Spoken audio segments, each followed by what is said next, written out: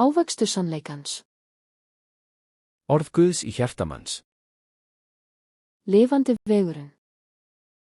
Opinberunarbókin 4:3. Hebreabréfið 10:20.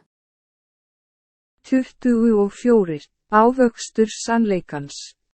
Hjartalandið, taktu ósannleikan úr hjarta þínu og gerðu það að góðum jarðvegi, sáðu fræjum sannleikans og berðu ávöxt með því að rækta sannleikan.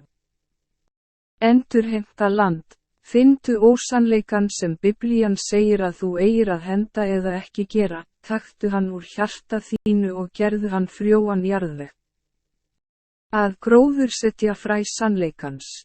Finndu sannleikan sem Biblían segir að varðveita og gróðursettu fræ sannleikans í hjartareitin úr frjósömum jarðvegi, ræktaðu hann og berðu ávöxt sannleikans. Ávöxtur sannleikans. Ávöxtur sannleikans. Verkefni. 1. Verkefni, henda því. 2. Verkefni, ekki það. 3. Verkefni, haltu því. 4. Verkefni, gerðu það. Verkefni, gerðu það. Taktu ósannleikan úr hjarta þínu og gerðu það að góðri mold. Lifandi vegurinn. Opinberunarbókin 4:3. Hebreabréfið 10:20. Efesusbréfið 33 mínútur yfir 5.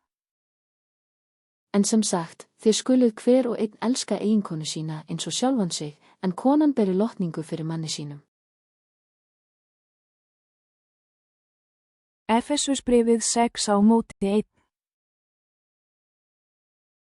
Þér börn, hlýði foreldrum yðar vegna drottins, því að það er rétt.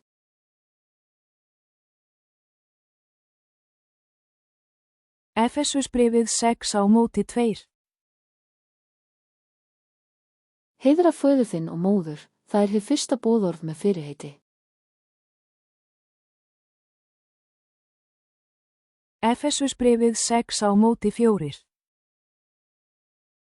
Og þér feður, reyti ekki börn yðar til reiði, heldur alið þau upp með aga og umvöndun drottins. Efesusbréfið 6:5. Þér þrælar, hlýðið yðar jarðnesku herrum með lotningu og ótta, í einlægni hjartans, eins og það væri Kristur.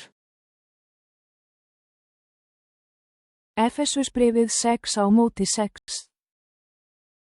Ekki með augnaþjónustu, eins og þeir mönnum vilja þóknast, heldur eins og þjónar Krists, gjöra vilja Guðs af heilum huga.